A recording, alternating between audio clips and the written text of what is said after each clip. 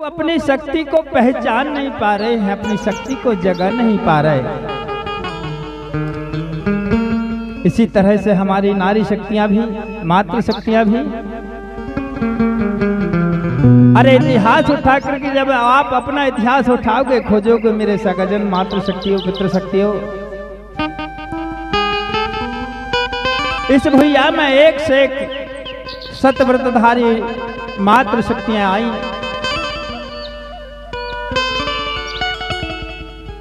एक से एक बलशाली राजे महाराजे आए, वीरों से लेकर दानवीरों तक की कहानी इस भुइया में लिखी है। रानियों से महारानियों तक की गाथा हमारे बीच में हमारी रानियां हमको देकर गई हैं, परंतु हमने नहीं खोजा कि हमारा इतिहास भी कहीं है।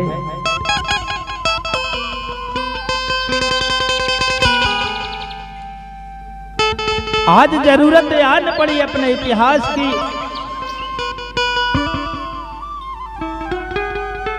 हमें अपने आप को पहचानने की कि हम कौन हैं और किस रास्ते पर जा चुके हैं। हमको जाना कहां चाहिए, ये सिर्फ हमको सोचने और समझने की बात है।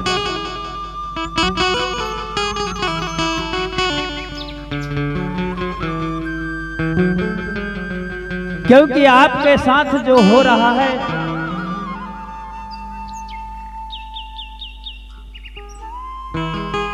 उसको हमको समझने की जरूरत है,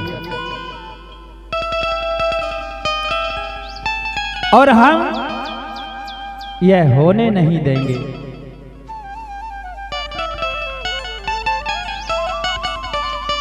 कल हमने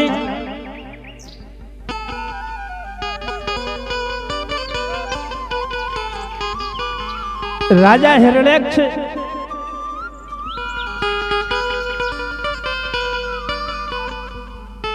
की कहानी का श्रवण, कथा का श्रवण किया। शंभू बाबा कौन थे, इस विषय में हमने कल उस कथा को श्रवण किया। चलो इसी कथा के प्रसंग में हम आज लेकर के चलते हैं।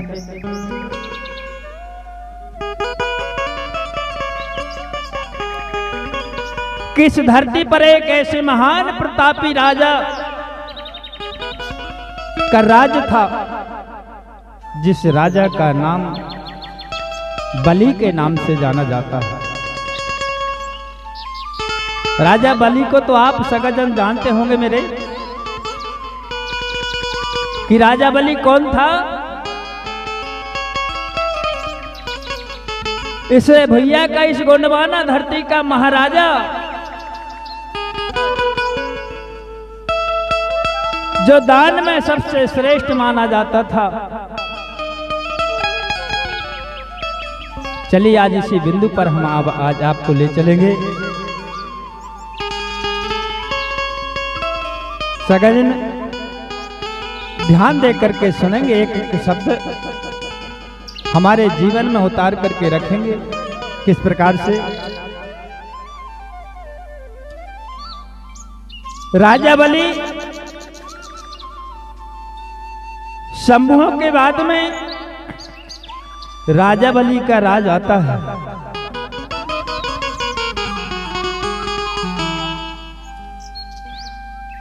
जिसको आप सभी वेद से, पुराणों से सुनते आए हैं। राजा बलि कैसा था? एक सत्यवादी राजा था। सत्यवादी राजा कहते थे, वही राजा, वही बलि राजा का राज इस भुइया में चल रहा था। प्रमाण है आज भी। कैसे हम जानेंगे कि राजा बलि का राज कहां था? प्रमाण बता देता हूं मैं आपके लिए।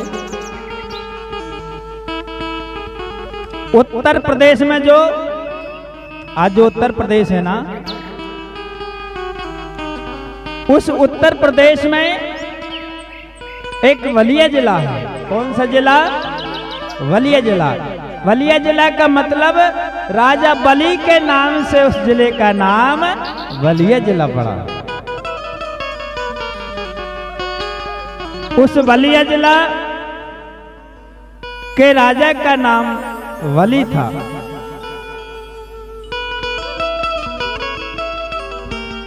राजा बलि के राज में हमारी प्रजा बड़े सुकून से अपने जीवन को जिया करती थी। राजा बलि के राज में जात पात, छुआछूत, भेदभाव नहीं था, क्योंकि उस समय कोई जाति, कोई पाति, कोई छुआछूत, कोई भेदभाव राजा बलि नहीं माना करता था। ऐसी व्यवस्था ही नहीं थी।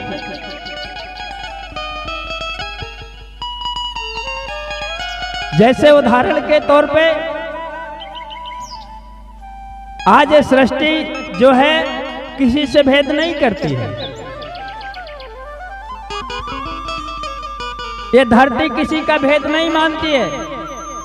ये धरती ये नहीं पहचानती कि कौन ऊंचा है, कौन नीचा है, कौन शूद्र है, कौन बड़ा है, कौन क्षत्रिय है, कौन वैश्य है, कौन ब्राह्मण है, कौन पंडित है। ये धरती नहीं जानती। सूर्य जब प्रकाश देता है तो सभी को देता है। राजा को भी प्रकाश देता है, रंग को भी प्रकाश देता है।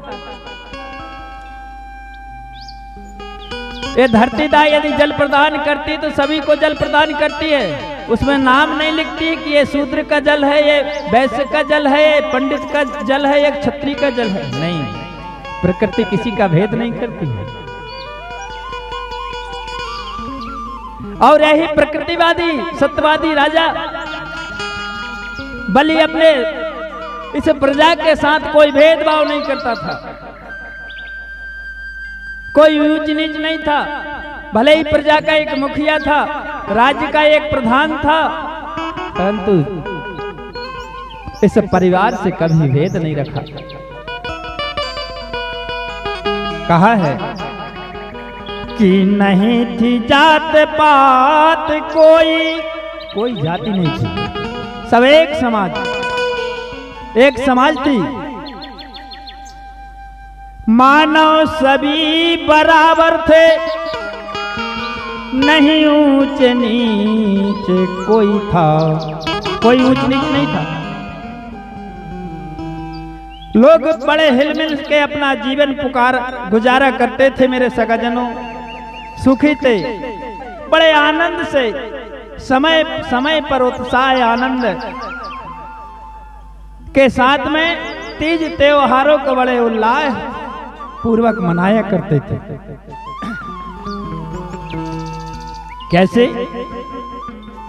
समता ममता मानवता की बहती थी धारा। समता अने समानता, ममता अने स्नेहता, प्रेम था, वो प्यार था। और ऐसी ममतामय धारा अपने प्रदेश में प्रवाहित हो रही थी। राजा बलि के राज्य में समस्त प्रजा सुखी थी, क्योंकि छुआछूत का भेदभाव नहीं, न कोई ऊंच न कोई नीचा, सब लोग एक बराबर थे। इसलिए बड़ा ही वहां की जो प्रजा बड़े आनंद से अपने खुशियों के साथ अपना जीवन गुजार रहे थे। परंतु कुछ दिनों के बाद में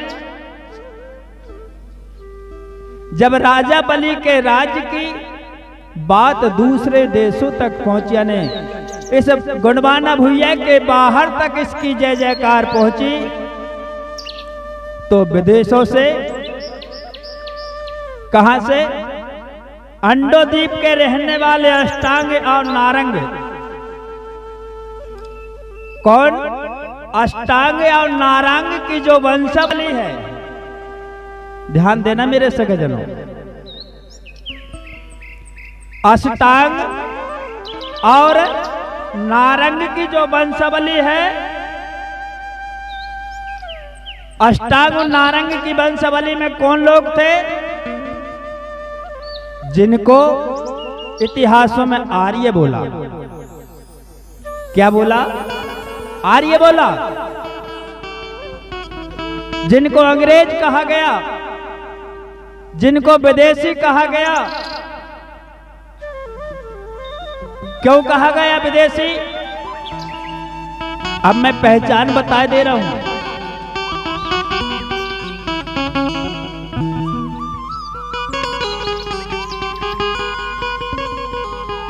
क्योंकि अष्टागुण नारंग की जो वंशावली है वो गोरी थी, और हमारे यहां पर जो गोंडवाना की जो वंशावली थी, उस वंशावली में यहाँ के लोग सांवले थे।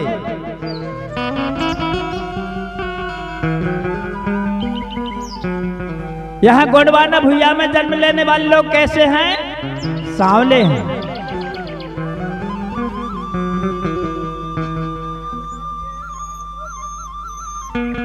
यहाँ के लोगों की पहचान कैसे है? सांवली, सांवलापन है। कहते हैं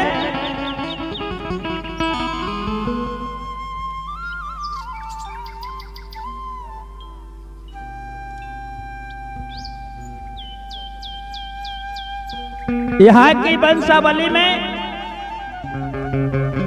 और विदेशी वंशावली में अंतर है।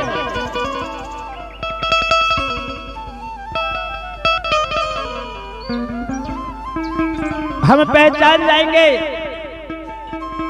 जैसे उदाहरण के तौर पर मैं बता रहा हूं कि यदि हमारे किसी भी एक गोंड भाई को यदि किसी गैर समाज के बीच में बैठाल दिया जाए तो दुनिया के लोग पहचान लेंगे कि यह गोंड वंश का व्यक्ति है। क्यों? क्योंकि गोंड की जो शकल है वो दुनिया के लोगों में, दुनिया की कौम में, समाज में छुपती नहीं है। कहते हैं चौड़ी कमार अने चौड़ी कपार चपटी नाक, है ना। रंग सावलिया ये गोंड की पहचान होती है।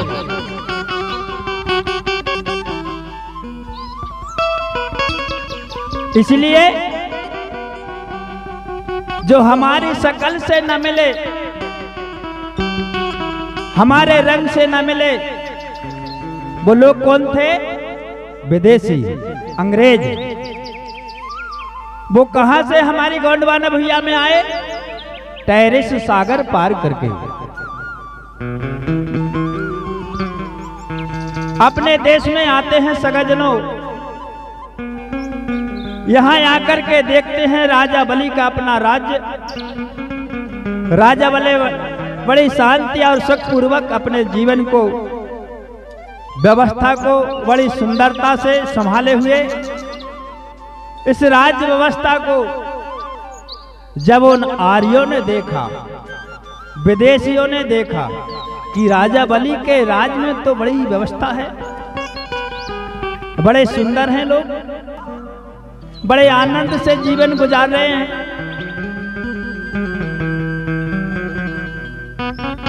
कितनी सुंदर व्यवस्था।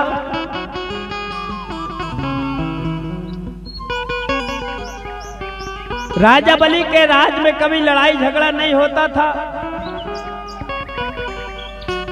कभी युद्ध नहीं होता था।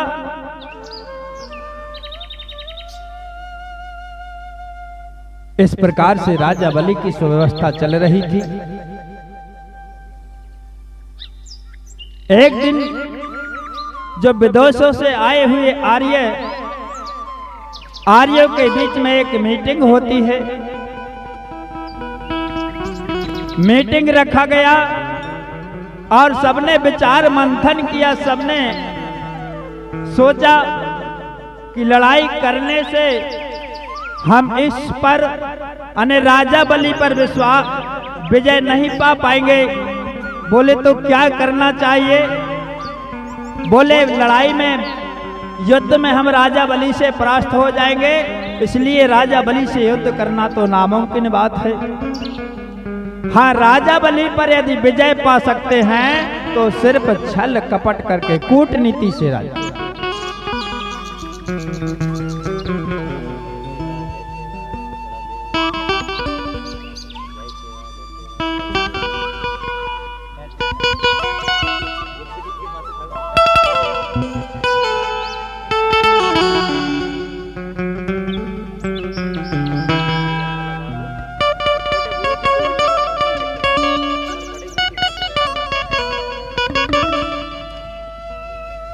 यानी राजा बलि के राज में